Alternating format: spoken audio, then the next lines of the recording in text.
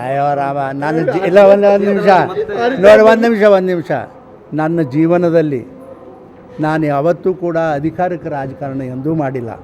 ಅಧಿಕಾರನೇ ಬಿಟ್ಟಿನಿ. ನಾನು ಒಬ್ಬ ವ್ಯಕ್ತಿಯ ಸಲುವಾಗಿ ನಾನು ರೆವಿನ್ಯೂ ಮಿನಿಸ್ಟರ್ ಬಂದ ಒಬ್ಬ ವ್ಯಕ್ತಿ ಮತ್ತೊಂದು ಮಂತ್ರಿ ಸಲುವಾಗಿ ನಾನು ತಲೆ ಹೊಡ್ಕೊತವಲ್ಲ.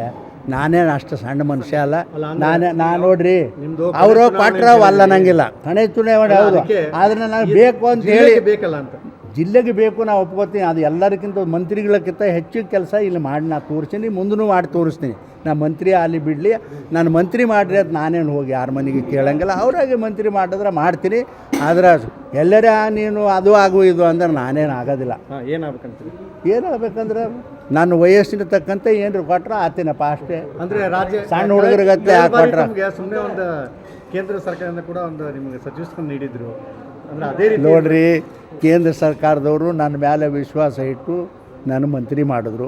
ನಾನೇ ಅಷ್ಟೇ ಶ್ರದ್ಧೆ ಅತ್ಯಂತ ಆನೆಸ್ಟ್ದಿಂದ ಈ ದೇಶದ ಜನರಿಗೆ ಕುಡಿಲಿಕ್ಕೆ ನೀರಿನ ವ್ಯವಸ್ಥೆ ಮಾಡಿ ಕೊಡ್ಲಿಕ್ಕೆ ಪ್ರಯಾಸ ಮಾಡಿನಪ್ಪ. ಇವತ್ತು ಇದು ಜಿಲ್ಲೆ ತುಂಬ ತಾವು ನೋಡ್ತೀರಿ. ಅಂದರೆ ನೆಕ್ಸ್ಟ್ ಆದರೆ ಕ್ಯಾಬಿನೆಟ್ ಮಿನಿಸ್ಟರ್ ಮಾಡಬೇಕು. ಅವ್ರು ತಿಳಿದು ಮಾಡಲ್ರಿ.